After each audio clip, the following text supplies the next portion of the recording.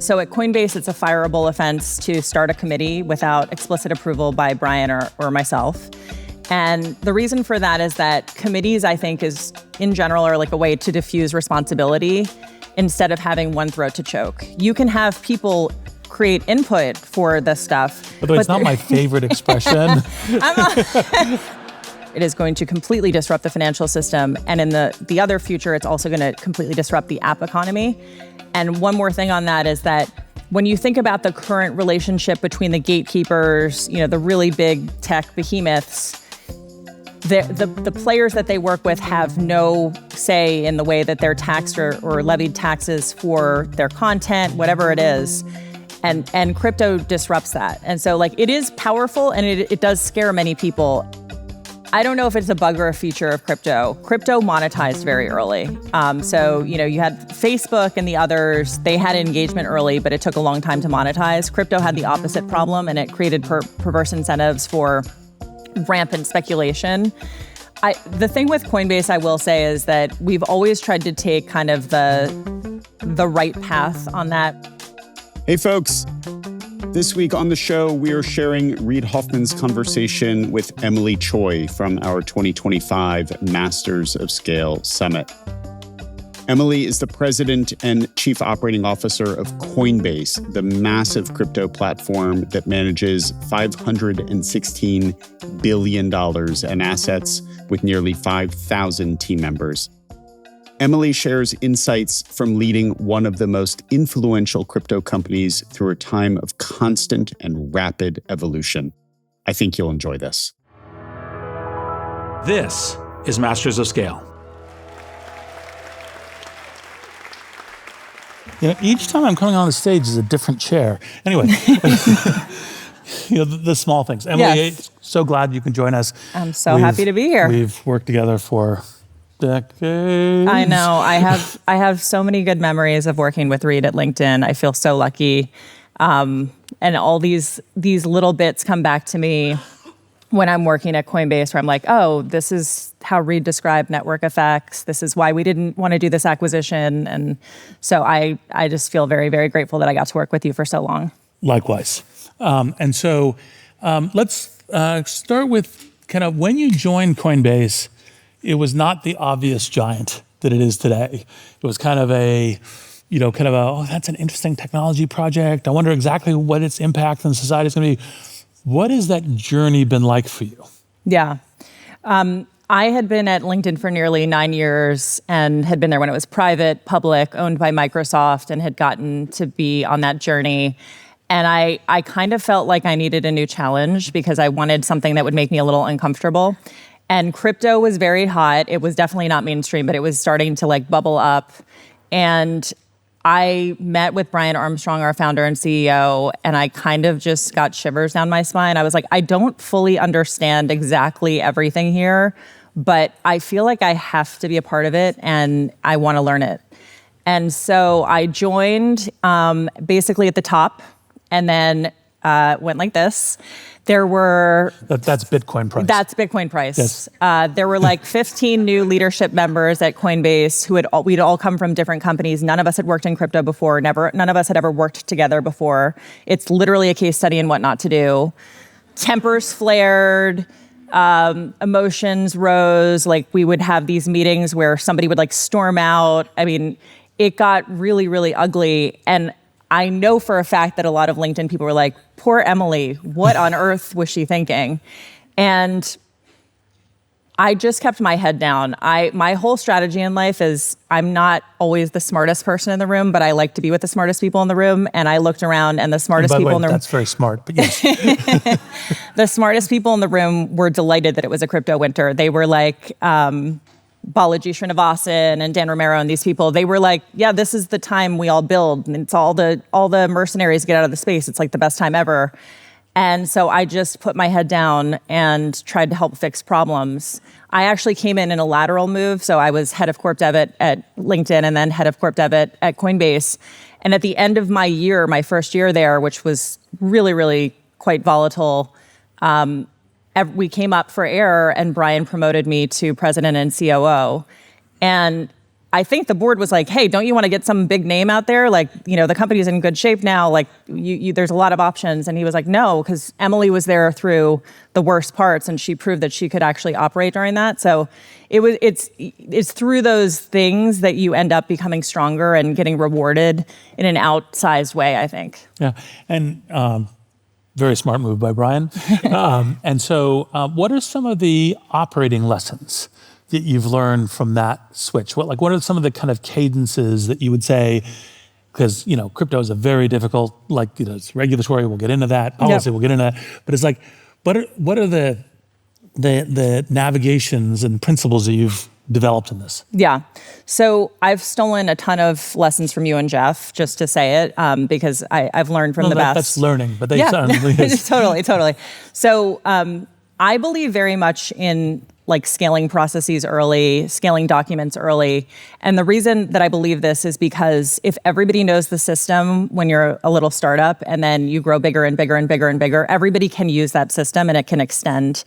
So snarky people would say, a Rapid, which is a document we use for decision making, that's so big company. And I have the exact opposite thing, which is if you have everybody using the same document for decision making, you know how to get a decision made. You're not left kind of waiting for some passive aggressive manager to make a decision. You have a system. And we try to do it with a 48-hour ETA of everybody puts their input into this document. There's one decision maker, and they have to make the decision within 48 hours unless there's some, extraneous circumstance. So I believe those things help you run a lot faster, even if they feel a little, office spacey. And Rapid is should have been more of a laugh. You do know what office space is, right? Maybe I'm dating myself. Maybe. And we have documents like that. So Rapid is for decision making. I think that's one of the most important things we have. We have another document called Problem Proposed Solution. So one of the other things I find happens in companies is that we all tend to complain about the way somebody else does something, but we're not willing to say it to their face. We say it behind their back. And at Coinbase, we don't believe in having political behavior. We believe you say it to the person's face. And the best way to do that is in writing. So maybe the head of HR, you're really irritated by their performance process and everybody's bitching about it behind their back. Okay, write it out. It should take 5 minutes to write out. Problem, I think our performance process sucks. These are the reasons why. Proposed solution. Why do you write the proposed solution? Because you don't just bring the problem. You actually have to bring a solution that you think is meaningfully better. You want to imbue the qualities of positivity and actually being constructive as opposed to just bitching about something. And similarly, another thing which Ben Horowitz espouses, which I think is fantastic, is shocking rules. So any company should have things known about it that are specific to the company. So here's an example. We once had an executive, we were writing up the values document, and he was like, let's have collaboration be a key feature of our values. And I was like, what does that really even mean to you in terms of do you think collaboration and somebody's going to know immediately that's Coinbase? I don't think so. And in some ways, I actually think over collaboration, and this is something you taught me, I think it ends up adding a functional tax that I don't think is always right. So one of our really controversial, shocking rules was no politics at the office. And we launched that in 2020. We had a lot of haters. I mean, if you look back at the press now, it's shocking to read what other CEOs said and how people reacted. And I think now it's like a snooze fest. It's like a no-brainer. Everybody agrees that was probably the right thing to do. But at the time, it was very known that it was like a Coinbase thing. And I think that it's nice to have shocking rules that help your team form a culture that they're really inspired by. I also believe in the concept of DRIs. So at Coinbase, it's a fireable offense to start a committee without explicit approval by Brian or myself. And the reason for that is that committees, I think, in general, are like a way to diffuse responsibility instead of having one throat to choke. You can have people create input for this stuff. Although it's not my favorite expression. I'm realizing how I'm sounding in this, a little hardcore, but it's true. It's directly responsible. Yeah, a directly responsible individual, the person who really owns it. And I think it creates autonomy. It helps empower a person. It also helps us look back. This is a Ray Dalio theory of like, you can look back at data and see who was the one who actually made the right decisions most of the time and why. Like, what does that tell you about that person? What does it tell you about wrong decision making, all that kind of stuff. And I could go on and on about this, but my other thing I have to throw out because I feel like it's such a LinkedIn thing that I learned, which was like, talent is the number one operating priority, period. Like it should be for any great company. And you should think about how you tailor it to your company. So for us, we believe in cognitive and cultural tests, and we give those assessments. We have a veto right by Brian or me for any new hire. We personally review every new person, and there's a packet, and it kills the recruiters. It's an insane amount of information about the person's profile, how they scored on those tests, what the interviewer feedback was, all that kind of stuff, and then we make a final decision. But it really is important that you care at that level, that you're still going to keep doing that even when the company is 5,000 people. And then similarly with performance management, how are you making sure that the lowest performers are managed out and that you're rewarding the highest performers? I think talent was the biggest thing I learned at LinkedIn. Yeah, absolutely. No, Jeff is, as we both learned, one of the masters. Yeah. Before I move on, but just because you just triggered a question before I move to the next area, do you ever use AI for reviewing those packets of information on people? We do AI for performance management, and I think it's actually getting pretty good because, when it can go through documents and look at people's inputs and like what recommendations those people have made and what projects they've worked on, like it does save a ton of time. I haven't used it as aggressively in the hiring part of reviewing the packets, and actually it's a great idea. I don't even know why I didn't think about that. It's a great point. Yeah, because you get a very thick packet, you're still going to look through it, but like highlight this, or here's a place to pay attention to, et cetera. Totally, I love that. Yeah. So, one of the things, probably there's some deep crypto knowledge and some zero crypto knowledge. Some of the policies have been changing. Genius Act, describe a little bit of it, what it means for how crypto can then be more broadly adopted, in the world, and what it would mean for, kind of positive benefits for society. Yeah. So for those who aren't aware and aren't in the weeds of this, like I have been for the past several years, we had a very, very hostile administration for a while against crypto, and the SEC in particular took a really, really aggressive stance and was employing regulation by enforcement. And the problem with this is that we had no regulation. So they were just enforcing without any rules or playbook. And so the industry, the good players in the industry like Coinbase were begging for some type of regulation, like just give us the rules and we'll play by the rules, but don't just willy-nilly try to the SEC, for example, imposed a Wells notice against Coinbase. I still remember this day. I mean, our stock price went way down. It was horrible. And this was all the result of FTX, which was offshore, by the way, not playing by the rules. And they used that as an excuse to kind of go after the rest of the industry. So we decided to just employ a completely different playbook, which was extremely bold at the time. Every banking CEO told us this was the craziest, stupidest thing that they could possibly think of. But what we did was we made a direct appeal to our customers and to the world. So the day after we got this Wells notice, Brian and our CLO, our chief legal officer, Paul Graywall, went out and they recorded a video. And it was like, essentially the story was, we went public under the auspices of the SEC in 2021 with exactly the same business that they are now suing us for. So how are we supposed to know how to play by the rules if this is the way in which we operate? And this resonated. Like, this is like a keep it simple, stupid argument for people who normally wouldn't really care, frankly, about crypto policy, but it's like, well, actually, that does seem a little messed up. And we did two different things. We did this bottoms-up grassroots campaign to make sure that the crypto voter, there's more than 52 million holders of crypto in the United States, was loud. And we tend to be a loud group, believe it or not. And then I think that's news, but yes. Tops down, super PAC, Fair Shake, which we wanted to show the heft of the industry as well. So we and A16Z and others partnered to create the super PAC.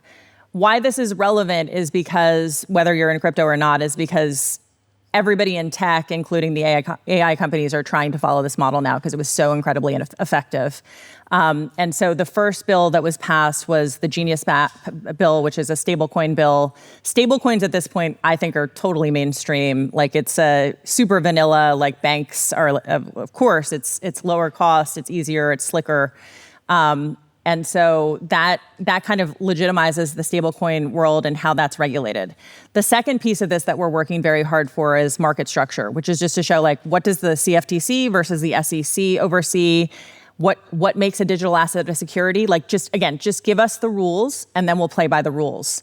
And so I think the big message is that when you don't have anything, a hostile regulator can really go after you really strongly. And so it is much better to make sure that you have a strategy where you're winning hearts and minds both with your vocal users as well as showing that you have power at the top. And I think it's been incredibly effective. So chart kind of like now for next X years, 5, whatever, how the financial system will get stronger as the whole financial system embraces the crypto world more. Yeah. So, analysts always ask us, like, what does crypto look like in 5 years? And I have no idea. But I think that what I think about is, what are the benefits of crypto and how will they then feed the rest of the financial system and the app economy and so on? The benefits of crypto are, it is truly global. So today, the way that the financial world is operating is very piecemeal, very national or regional, and that's the way the banking system works. And for anybody who's trying to send money cross-border, they are in a lot of pain because of the way that the system works today. It is 24/7. It is instant settlement. It is, most importantly in my mind, no middleman. So whatever you think about anybody, they should not be denied a bank account because of their beliefs or the color of their skin or their gender or anything like that. And there's been, I was thinking about the UK example. Nigel Farage was denied a bank account from a bank, and the notes of the compliance officer, again, whatever you think of Nigel Farage, it said something to the effect of, like, he was friends with Djokovic when Djokovic refused a vaccine. It's just, that's not that, and I think that that's what happens when you get humans in the way of these things. And in many ways, we want to automate many of these things, and that's the beauty of crypto. I think of it as the internet the money of the internet. And the way that we think about crypto in terms of, like, the way it'll evolve is, right now, it is a type of financial instrument or investment. In the future, it is going to completely disrupt the financial system. And in the other future, it's also going to completely disrupt the app economy. And one more thing on that is that when you think about the current relationship between the gatekeepers, the really big tech behemoths, the players that they work with have no say in the way that they're taxed or levied taxes for their content, whatever it is. And crypto disrupts that. And so, like, it is powerful, and it does scare many people. And you'll see that sometimes when you read a headline now, and you might not be into crypto, but when you read a headline now and you see maybe the banks are really upset about the way that the Genius bill came down, you'll understand that it's because there's fear about the way that economics are going to be moved to different parts of the ecosystem. Yeah, and specifically, it's like, well, the middle players, men, whatever, tend to be like taking a fairly healthy tax. Yes. There's a tax on the whole system. Yes. And the inability to command that tax because the system is more automated, whether it's how you might buy an app or pay for it or engage in other kinds of services, that's part of the crypto will make this much more seamless, much more empowerment of lots of people, et cetera. The customer should benefit. Yes. Yeah. So what do you think are the next steps for getting, kind of a broader, obviously we have a lot of people in the country who already hold crypto, but broader kind of engagement and use, not just like, I bought some, it's kind of like a, kind of gold or a share or something else that I put in, but like, what are the next steps for kind of a broadening engagement across consumers? So I think the number one utility case that has absolutely proven itself is definitely stablecoins. But to me, the hot consumer app right now is obviously prediction markets, which is another really cool form, I think, of how crypto is being employed. And I don't know, you mean Polymarket just had an incredible $2 billion raise from ICE, which is this, super stodgy conservative exchange. Kalshi is I don't think they quite describe themselves that way, but yes. Kalshi is another amazing prediction markets provider. But I think you see how this stuff is transforming the way that we perceive and view content. The Katie Porter thing yesterday, I don't know if you saw it, but Katie Porter yesterday, she had the bad interview, and then immediately on Kalshi, her chances of winning the governorship dropped 50%. So you're seeing this live, real-time thing in crypto that's super fun, and I think a very compelling consumer use case. Is there anything, I don't know if you want to talk about the prediction markets at all, but I think it's both amazing and some things worry me about the prediction markets, right? Yeah. It's not just the kind of, frankly, I think gross thing that was happening with women's basketball games, but other kinds of things. Yeah. Is there anything you've thought about how that should be shaped for increasing society benefit and decreasing some of the side effects? I think that you're absolutely right. Brian thinks about this a lot, which is how do we create less gambling behavior and more utility behavior? And how do we make this just more oriented around content and a new form of content and media as opposed to purely speculation? I think one of the I don't know if it's a bug or a feature of crypto. Crypto monetized very early. So, you had Facebook and the others, they had engagement early, but it took a long time to monetize. Crypto had the opposite problem, and it created perverse incentives for rampant speculation. The thing with Coinbase, I will say, is that we've always tried to take kind of the right path on that. We leaned into compliance, regulation early, even though it was absolutely not to our benefit in many ways. And we've always tried to play the long game. So we've been around for 13 years now. And so we are not always first to market on some of these things. And we don't have the highest leverage products or anything like that, because we do want to ultimately make sure that the consumer understands what they're getting into when they use these products. And you have to find that right balance. Yeah. Well, I'm a Coinbase customer. So. Yeah, I love that. Yes. So say a little bit also about how crypto, it's the money of the internet, but it's also kind of a platform that touches identity, digital assets. Your career has been the internet. It was, it's Yahoo, then LinkedIn, et cetera. So what are some of the things that you think so one was the financial sector, the other on the internet, and there's a platform for evolution. What are some of the things we could hope for in the next 5+ years? I think tokenization, which is a key feature of crypto, is about ownership. It means that you have more ownership in the system. And I think when you think about the first era of internet, it was read only. You were consuming static web pages. The second era was read write. And this is a Chris Dixon idea. I'm pawning it off of him. But read write, so the social networks. And the thing with the social networks were that you would put all of your valuable content into these different feeds and these profiles, and you didn't necessarily derive as much benefit from them as the monetizers did. The next era is read, write, own, which is as tokenization happens, you own that. So content coins, if you post a tweet that gets a lot of likes and is tokenized, you will get paid for that in some ways. And so there's a shift. Or porting your identity. You historically didn't have the ability to port your identity from Facebook to something else. And so decentralized identity is an important concept. So I think all of these things come together in crypto. Not to make any excuses, but I think for the past, 4 or 5 years, we've been pretty hamstrung by regulation, by enforcement. And so I think you haven't had this beautiful wave of builders being able to build freely. These Series A companies would have 30 to 40% of their budgets allocated to legal and policy. It's insane. So I'm just really excited for the wave of innovation that happens now that we have clearer regulation, clearer rules. We're going to fly. And I think that's an awesome note. So everyone thank Emilie. Spectacular. Thank you.